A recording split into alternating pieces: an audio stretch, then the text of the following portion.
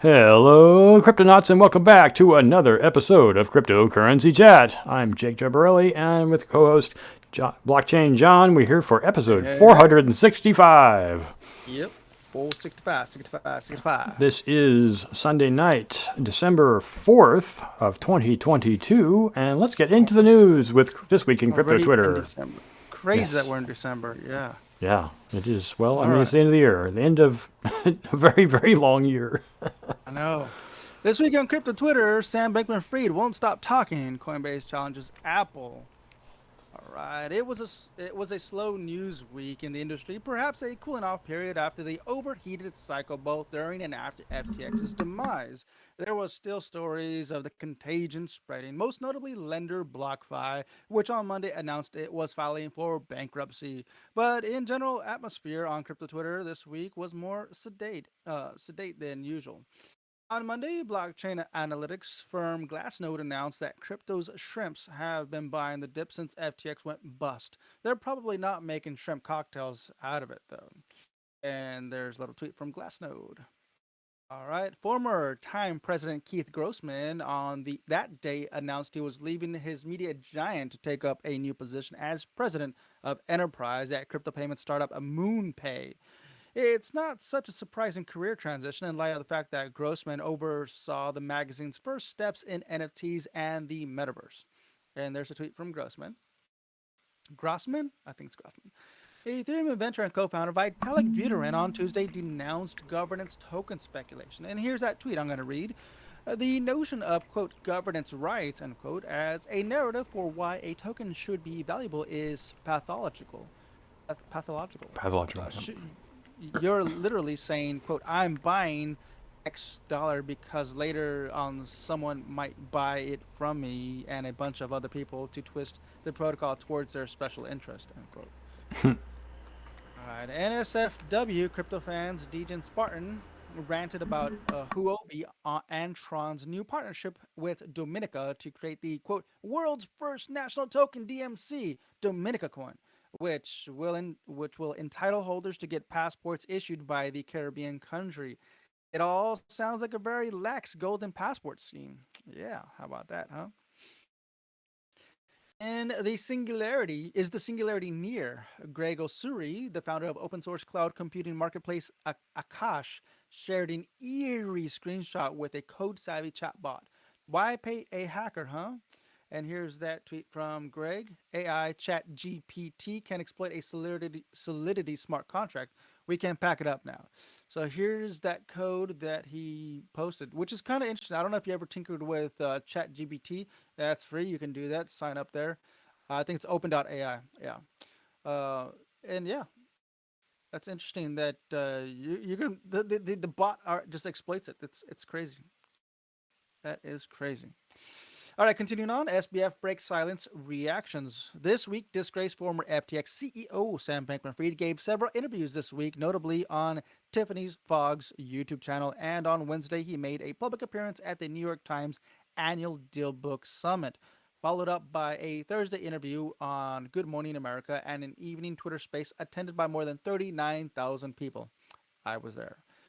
Jesse Powell, former CEO of centralized exchange Kraken, who has been one of Bankman Fried's toughest critics, continue to lay into him. And here's that tweet from Powell. You're a pro F1 driver. You take your race car off the track and drive it 200 miles per hour through a farmer's market in a residential neighborhood, killing 20 people. I wasn't paying attention to the science speed limit, the risk exonerating? No. As a pro, you are even more culpable. That is that is that's It's a good analogy, mm, actually. that's a pretty good grilling right there. Yeah, it's kind of like, yeah, Canadian, you knew what you're doing and you still screwed up. yeah. Canadian businessman Kevin O'Leary is still pitching his tent in SBF's camp, though. Here's that tweet from O'Leary. I lost millions as an investor in FTX and got sandblasted as a paid spokesperson for the firm. But after listening to the interview, I'm in awe. I'm in the at Bill Ackman camp about the kid. Call me crazy. Here's a tweet from Bill. Call me crazy, but I think SBF is telling him the truth. Ah, jeez. It sounds like he has On something to gain from it. So why else would he say that? Kevin Lear's no idiot. I mean, act like one, but he doesn't. He's not. okay, He knows how to make money, which means he's on the take. Why else would he be saying, "Oh, he's not so bad"? You're defending the devil, dude. You're defending the devil. on Friday, House Financial Service Chairman Maxine Waters thanked SBF for being, quote, candid when talking about FTX. Waters, Democrat from California, has also invited him to Washington to testify before the committee. The bipartisan hearing will take place on December 13th, which is in how many days? That's in 9 days. Yep. She was previously caught on camera blowing him a kiss. Ugh, ugh. Yeah. SBF, ugh. SBF has a reputation for making friends in high I places. think she's just doing it like he's her grandson. Go make friends, honey. You'll do fine. Yeah, they're really, honestly, they're really best buds. Like it was, it's all a show when Maxine Waters like, hey, SBF, you need to come, you need to report yourself and tell me what's going on. They're all in the same bed, Still doing the same thing that they're doing in the Caribbeans. All right, Coinbase versus Apple. On Thursday, Coinbase announced that Apple had blocked the release of an update for its mobile application until the exchange disabled its NFT transfer feature. Coinbase rallied at Apple's clunky and insatiable policy in a thread. And here's that tweet from Coinbase. Apple claims is that the gas fee required to send NFTs need to be paid through their in-app purchase system so that they can collect 30% of the gas fee. That is so stupid. Yeah.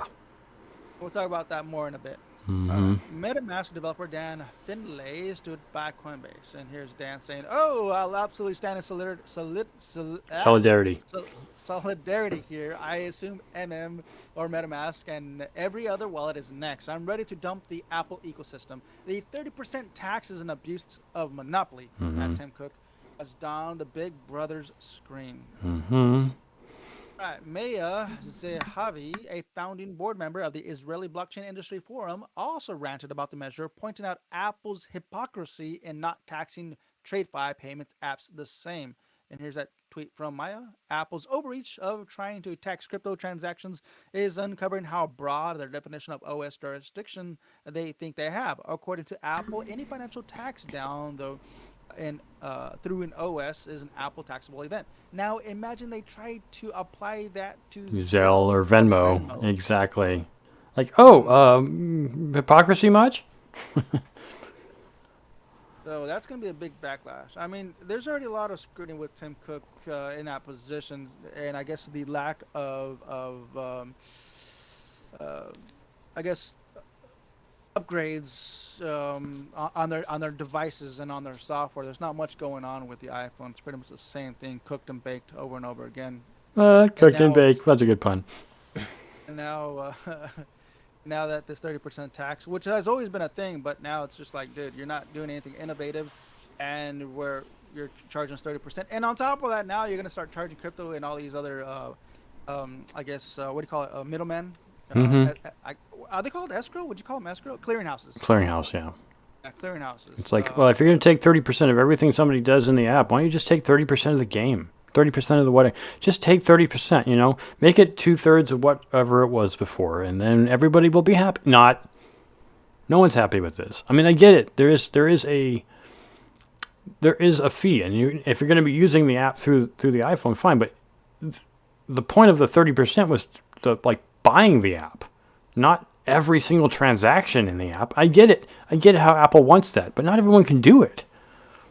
So, I guess, was it Epic Games? Who was the creator of Fortnite?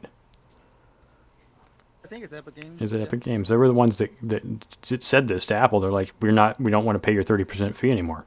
So it's like, if you play Fortnite on an Apple device, you have to pay for the game on the website, on Epic's website, and then download the game on the app or on the phone. But you're not going to pay for it on the phone, because you can't do that anymore, because they refuse to let Apple have a 30% cut of their profits. So, I mean, I get Apple has a massive platform, and I can totally understand that. I think this is overreach, and we're going to talk about it later. So let's just move on to This Week in Coins, also by Tim Huckey on Decrypt. This week in coins, Twitter speculation sends Dogecoin higher, Bitcoin and Ethereum see green. Green what? If last week was a mixed bag of flatness for large coins, this week has offered real signs of gains following the catastrophe of FTX spiral into bankruptcy. Bitcoin rose 2.5% over the past 7 days and currently trades at about 17,000. It's actually slightly higher than that, but its closest rival, Ethereum, grew 6.5% to 1285 at the time of this writing, at least. Both leading cryptocurrencies appear to have begun a modest recovery after starting the week on a downslide, with the newest civil unrest in China risk assets like tech stocks and crypto. Protesters were demonstrating against the country's ongoing draconian COVID measures, finally, prompting fears the world's second largest economy may be getting disrupted. You mean the U.S. isn't? The market also dipped on Monday on news that crypto lender BlockFi was filing for bankruptcy. BlockFi is the latest in a long line of crypto companies to get hit with contagion following the collapse of FTX. Risk assets recovered on Wednesday following the Federal Reserve Chair Jerome Powell said in a speech that December would bring smaller interest rate hikes. The signal at the end of the cycle of hikes, 3 so far this year, each 75 basis points, were the steepest since 1994, almost 30 years ago. Although the leading cryptocurrency, almost all posted growth gains were mostly small. However, several names enjoyed turbocharged rallies, including Chainlink, LINK, up 11% to almost $7.50. Uniswap, Uni, blew up 12% to a little over $6, and Polymatic rose 8.5% to just shy of $1. Dogecoin enjoyed a staggering rally of 21.5% and trades at nearly 10 cents at the time of this writing, although it hit almost 12. Doge week-long rally was spurred by a tweet from who else but the new CEO Elon Musk, which includes slides from a Twitter company talk he recently gave. One slide mentions payments, but doesn't elaborate. However, it was enough to send the Doge army into speculation that their favorite coin could be the official digital currency of Twitter. It is, after all, Musk's favorite too. Lawmakers and regulators sound off on FTX. Lawmakers across the world continue to assiduously monitor and debate the space, especially in the wake of the year's two largest catastrophes, Terra and FTX. On Monday, Brazil's Congress took a step further than most and passed a bill. We spoke about this on Wednesday. The following day, the European Central Bank published a damning paper that argued that Bitcoin's lengthy price stabilization around $20,000 before FTX's collapse may have been an artificially induced last gasp before the road to irrelevance, which they obviously don't have a clue about, but it's their speculation. In the blog post, ECB's Market Infrastructure and Payments Director General Ulrich Binziel and advisor Jürgen Schaaf also argue that Bitcoin's conceptual design and technological shortcomings make it questionable as a means of payment because they're idiots. I'm sorry, that's my commentary. Bitcoin-friendly U.S. Senator Cynthia Lummis, a Republican from Wyoming, who co-sponsors a bipartisan House bill called the Responsible Financial Innovation Act, don't try to pronounce the acronym, calling for the Commodities Futures Trading Commission, CFTC, to be the industry's chief regulator, on Monday said in a pre-recorded address to the Financial Times, Crypto and Digital Assets Summit at FTX collapse highlights the need for Congress to learn more about crypto. That was a large run-up to almost no news. I apologize. Known to the Bitcoin senator for her known as the Bitcoin senator for her cryptocurrency advocacy on Capitol Hill, Lummis touted her bill as a framework for understanding how the FTX disaster could have been prevented. She also noted that FTX was heavily involved in drafting the Digital Commodities Consumer Protection Act, DCCPA, which is backed by the Senate Agriculture Committee Chairman, Senator Debbie Stabenow, the Democrat from Michigan, and Senator John Boozman, the Republican from Arkansas. A bill which she says needs to be rewritten in a way that is more effective and neutral as to business models and very, very focused on consumer protection. I thought that was what the point was. So I haven't read it myself, but I did see a lot of So on Twitter, I saw a lot of actually positive response in regards to the DCCPA, Hmm. um, because it's a bill that is actually bringing more regulate, which is what we've been talking about on previous episodes. That we need regulation in order for businesses to succeed on Web3 and on blockchain. There needs to be a roadmap. So this is actually the first bill that actually has something in it, and I haven't read it myself, but just from what I've been reading on Twitter, people say that it's not the best, it's a start. It's a start in the right path, which is something that we need. And this is the only thing that's on the table right now that is going to bring businesses and corporations into the cryptoverse. Right. So I can't really, say anything about it because I haven't read it myself. So that's right. Yeah, we need to go over Any that and cover it yeah. more accurately on this show so that people can be more aware. We can just do a separate show so people can be more aware of it. That's not something we should definitely do that. So let's move on to another article here. Sure. And so the next one is written by Andrew Bengansky. Many DAOs and Web3 projects are decentralization theater, Tezo co-founder. So I'm going to read this real quick. Tezo co-founder Kathleen Breitman says many decentralized autonomous organizations reminder of middle school.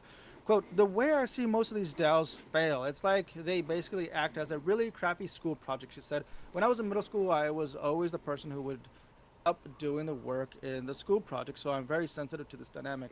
So basically, she's talking about DAOs being just just kind of like the the the act Yeah, on stage, theater, right? and basically it's a bunch of like just garbage that's going on behind the scenes.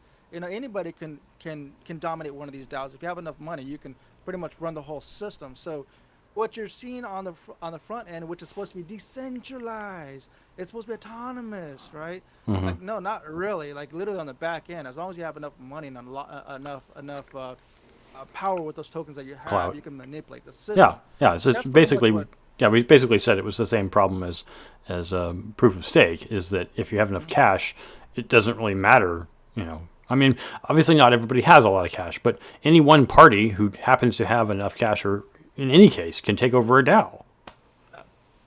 And it kind of sucks for a new company or a new project that's coming up as a DAO. Hmm. Obviously, they don't have a large market cap, so Hmm. any small little company can just buy them out, right? And just Or kind of any dominate the individual who system. happens to have Especially- even a couple $1,000s, maybe $50,000. I mean, it's great that you're Mhm. interested, but the DAO, because it's decentralized and autonomous, means that it can basically just be taken over by anyone who wants to. Now, if DAOs, and maybe she's just talking about DAOs as they current stand, this co-founder Tezo, she knows quite a bit about this kind of thing, I'm sure, is you need to do some kind of built-in artificial limitations to buying more interest in a DAO, right? Mhm. If we're going to keep it fully decentralized, well, not fully decentralized, I should say, yeah, no, decentralized is the key. If it maybe there's some rule that says you can't own more than 50% on any DAO. It's like, sorry, you can own 49.99999%, but never 50%, or I never. would even go as far as saying that one vote per address, Yeah, and but you can have multiple addresses. So yeah, multiple addresses. Yeah, but let's see.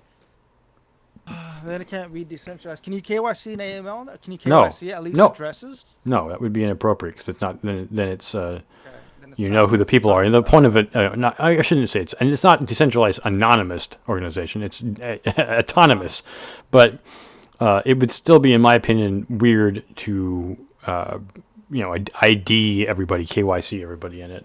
Unless AML becomes a problem. If people say, well, you need to know who your people are, then maybe the governments will say, yes, you have to do that.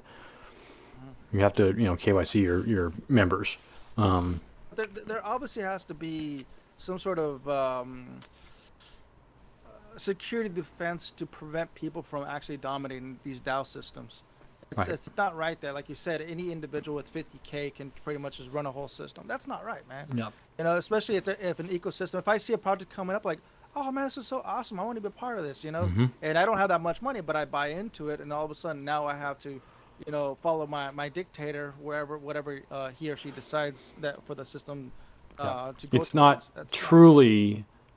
Well, I guess it is technically truly decentralized and truly, but if it's not, if it doesn't stay decentralized, it becomes centralized because somebody buys up all the, or a majority of the stake, then then it's not no longer what it was set up to be.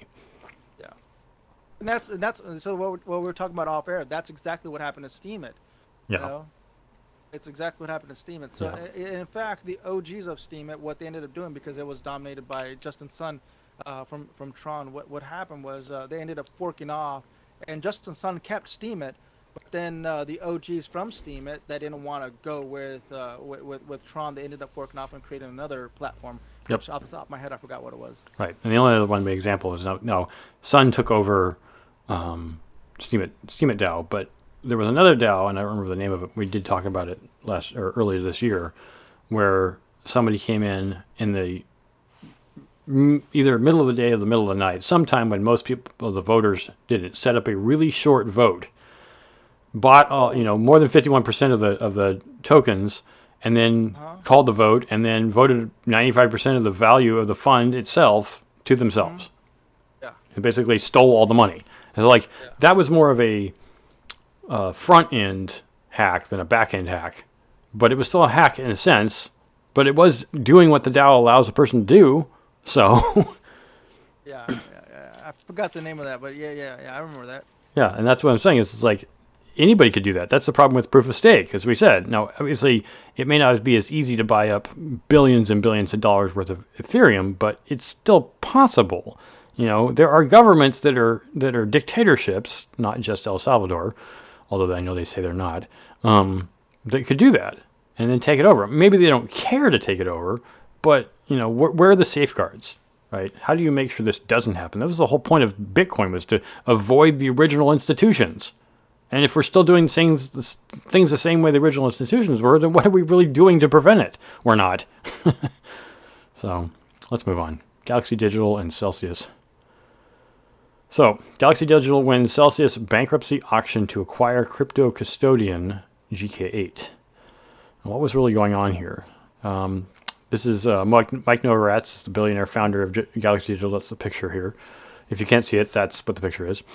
GK8, one of the assets put up for auction during Celsius's bankruptcy proceedings, will play a role in Galaxy Digital's institutional offering. That's really what this article is getting on about. But because I want to talk about it more generically, back in November of 2021, GK8 was actually acquired by Celsius for a little over $100 million.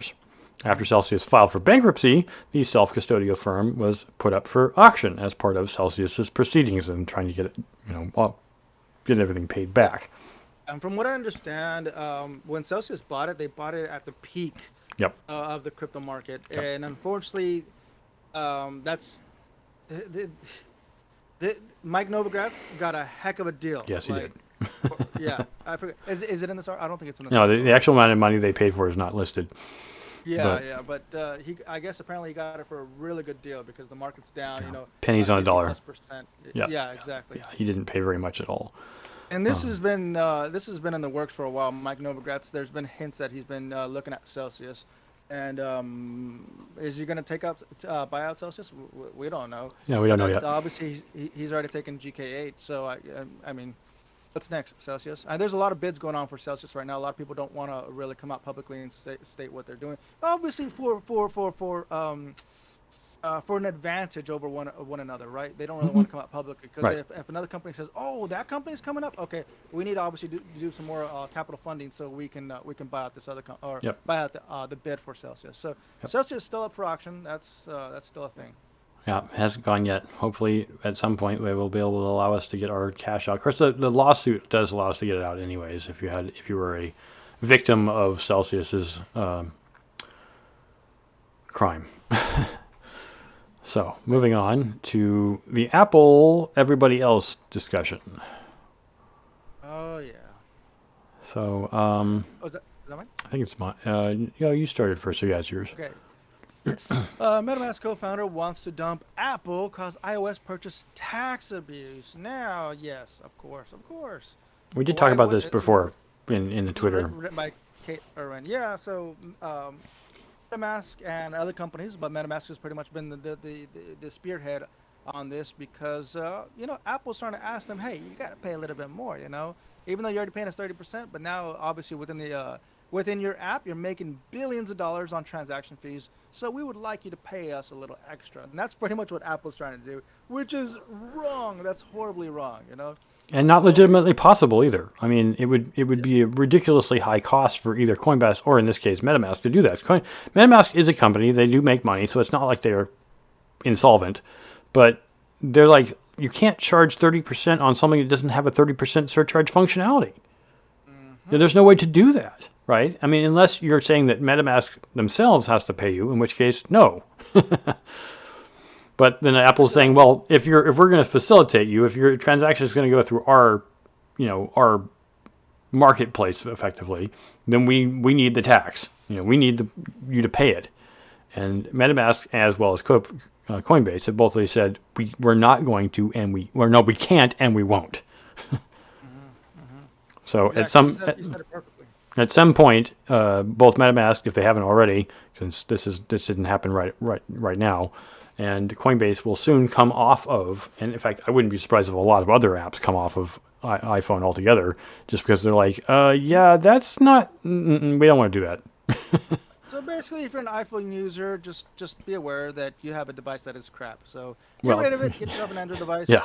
And I'm not trying you'll live a lot I'm not better. trying to stop on everybody who's not dumb enough to or not smart enough to own an Android phone, but I'm sorry for your loss.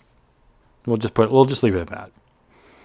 So on to the last article here, and this is actually not much of an article so much as just a bunch of pictures. We're going to show them to you here. It's actually fun. The inaugural awards, the inaugural Crypty Awards, rather, crypto's leading lights gathered in the inaugural Crypties Awards at the Art Basel in Miami. Check out the winners here and the highlights. There's not a whole lot of text to talk about, but there were a whole lot of attendees, So about 4,000 people. While you're showing the images, while you're showing the images here, I'm just going to read out who the sponsors were. Yep. They had Polygon, Filecoin Foundation, Lamina One, Async, Beats DAO, The Golden Mask, Gemset, Breakout, and here's my favorite: Anonymous, Infinite Objects, Ape Waters, Decentralized Pictures, and Vault 721. So these are all big companies or big, companies. Yeah, yeah. I don't know if Anonymous is not really a company, but Not a company, no. But yeah. it's nice to see that It's somebody interesting. I mean, did they say who they were, or did they wear a mask? They're anonymous. Yeah. You can't go in public if you're anonymous. That's just weird. Anyway, so yes, Game of the Year, Crypto Unicorns won. Social Impact Award was CELO. CELO. That's awesome. I'm grateful that was the case. DeFi Project of the Year is Lens Protocol. That's who won. Metaverse Event of the Year, People of Crypto Metaverse Pride Parade. The Mainstream Award, Doodles and Shopify. The Diversity Award was BFF. The Investor of the Year, Coinbase Ventures. Awesome. DAO of the Year, ENS DAO. NFT Project of the Year, Bored Ape Yacht Club, not surprisingly.